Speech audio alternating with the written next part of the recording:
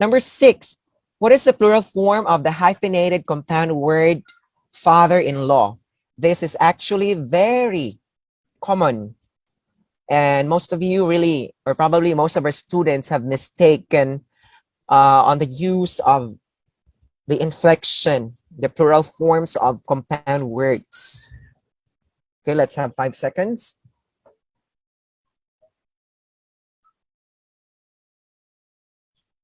And let's check the chat box.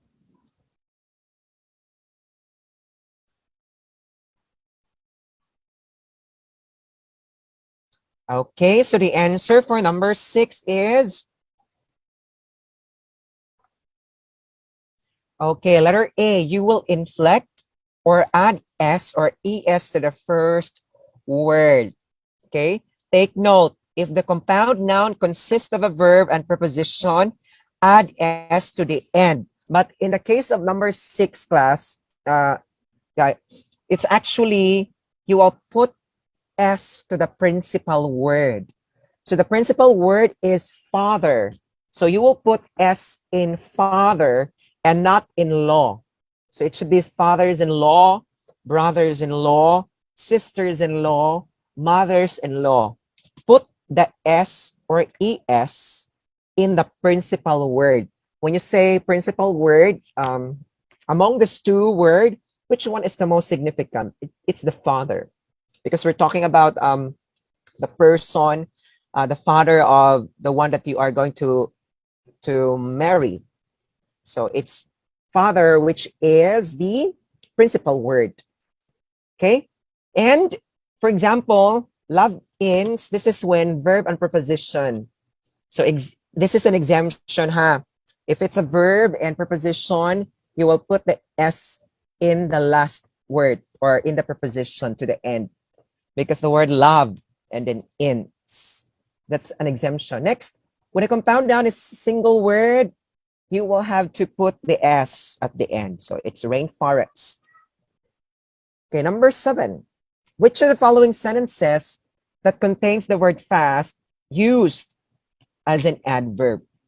So in English, we have 8 parts of speech: noun, pronoun, verb, adverb, adjective, preposition, conjunction, and interjection. So among these 8, 2 of which are modifying words. So the modifying words are adverb and adjective. So which one there uses the word fast as an adverb?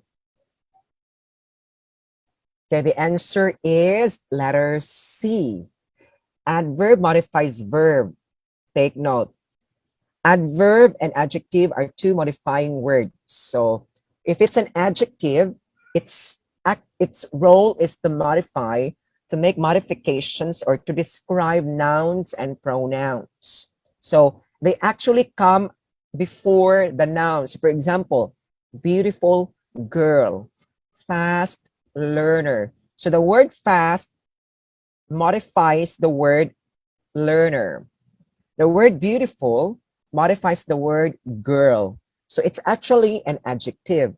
On the other hand, if it's an adverb, they can actually go, they can actually come before and after, depending on how it is used in the sentence. But among the choices, if you stick your eye on letter C, you say, Mia learns fast, especially when taught by her mother. So the answer here is letter C, since the word learns is being modified by the word fast. How does she learn? Okay, she learns fast. It answers the question how. How does she learn? She learns fast. So the word fast modifies the word learns, which is a verb. Okay, so the rest contains the word fast, which modifies nouns such as car, learners, and class. So it's an adjective. Okay, next, number 8. Which is the correct question form of the statement? So it's this one is also very common in your the let licensure examination, where you will transform a sentence into a question. So how will you transform a sentence into a question? Okay, 5, 4, 3, 2, and 1. The answer is letter B. It follows the sequence: auxiliary, subject, main verb.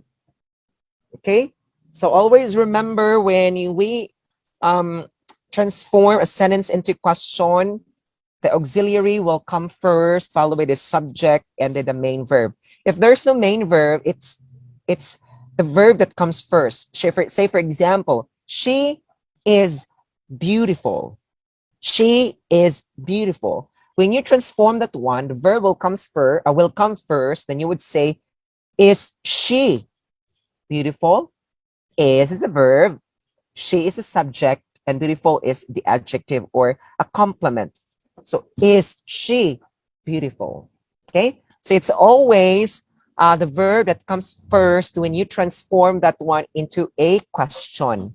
Another example, I will go to the market. I will go to the market. If you try to analyze the sentence, the verb will and go. Pag ganitong case, will and go, you will have to divide them. Okay? Yung will, which is the helping verb, will be the first one, followed by the subject and then the main verb. So the question will be, will I go to the market? Okay?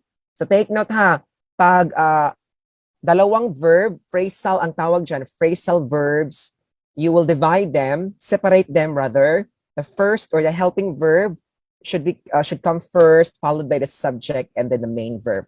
Okay? So will go, yung will dyan is the helping verb and go is the main verb. So you separate them and insert the subject. Okay? So the same happens in number 8.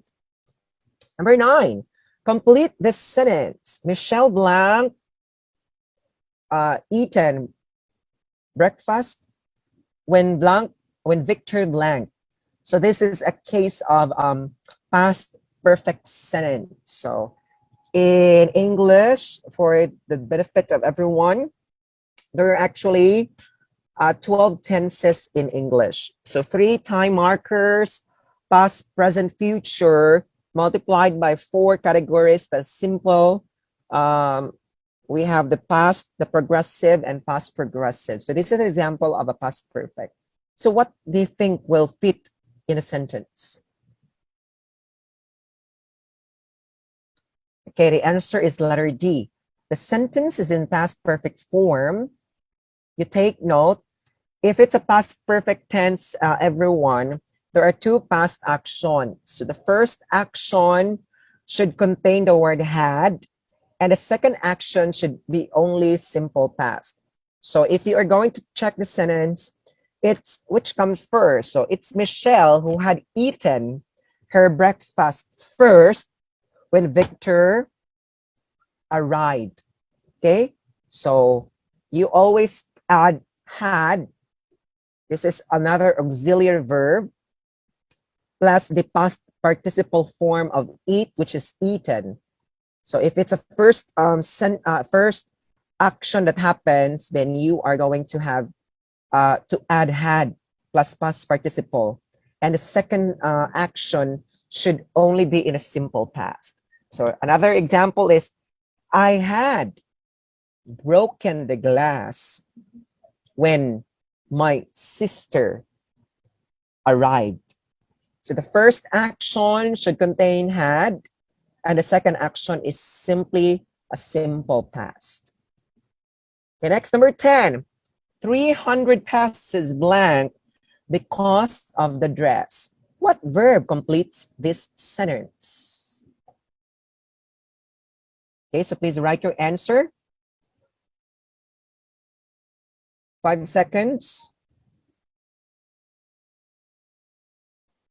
Okay, answer here is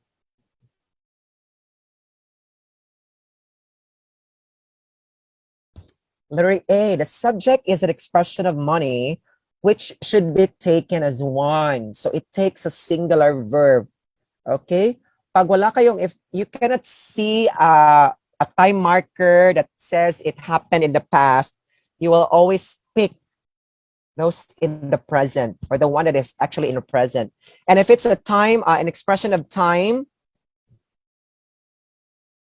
money, distance, it usually take a singular verb.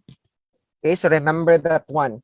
Pag time, money, tsaka distance, even if you say 100 meters, 1 million kilometers, 360 miles, the verb should always be is, or the singular form.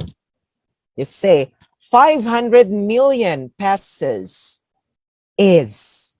You say 12 hours is, because they are taken as one. Okay? Pag it's about time, it's about money, it's about distance, simply go directly with the singular verb. Okay, so 300 pesos is the cost. You're going to say 300 pesos are the cost. Take note, it will not be 300 pesos if you get 1 peso, right? So they're taken as one. That's why it's singular. Okay, next, number 11. Blank mine is already old. It breaks down when I use it. It has cost me so much every time I had a repair. What must be supplied? Okay, so this one is an example of a sentence completion or a paragraph completion, where this is also very common in your let. No, you are tasked to supply the sentence that would best fit to the next sentence. So what do you think should be the first sentence before the succeeding sentences? Please write your answers on the chat box. Let's check number 11. Okay, your answer is A. Let's say, let's check. The answer is letter B. It presents an idea connected to the second sentence. So in this case, you can go back again to the elimination technique that I've said. You will supply each. I love it. Mine is already old. Parang hindi siya fit, no? It does not fit. Does it make sense if you are going to use letter A? I love it. Mine is already old. No? Letter C. Yours must be old also. Mine is already old. So parang there's also something wrong with the sentence. Okay? I think your car needs repair.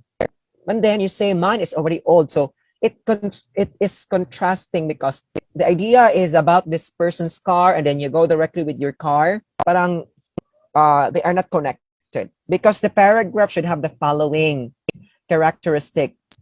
It has to have unity, where the body part closely relates to the topic sentence. It should have coherence. When a paragraph, the sentences and ideas have a logical flow. In short, the sentence one should be connected with the second sentence, so on and so forth. And it has to have cohesion when all supporting sentences are well connected. So please do not get confused between coherence and cohesion. So they are not the same term, and they should not be interchanged, since when you say coherence, it's the logical arrangement of the sentences. Cohesion, the sentences are connected, but it focuses on the connectors, transitional devices. So for example, I was walking yesterday when I met my best friend, period. Suddenly, he grabbed my arm. So kanang word nga suddenly. After that, then, these are part of cohesion, because the connectors are provided. Okay? So take note. Balik tayo. Unity, when all the sentences are actually talking about the topic sentence. So if it's about science, it should talk about science. So alam niyo yan, teachers, we are good when it comes to analysis. But for coherence, it's logically arranged. This should be the first sentence followed by the second sentence. Specifically, if it's a procedure, it always begins with what should be the first thing to do. That's where you prepare. So for example, if it's cooking, the first thing that you're going to do is to what do you call it? Prepare the materials prepare the ingredients, and then step 1, peel, 2, so on and so forth. These are part of coherence. But if it's cohesion, these focuses rather on the connectors. So we have actually how many connectors or transitional devices? So may tinatawag tayong conjunctive adverbs at saka connectors and then referent. So it will be discussed on, I think, one of the items later. Number 12, education graduates can obtain jobs in many different blank. One can be a classroom teacher, a receptionist, and then a call center representative. So what do you think? What connector, what transitional device will fit in the sentence? So in this case, fill in the blank using all the choices and decide which one sounds better or sounds good. So yung A, ilagay mo sa blank, B, C, at saka D.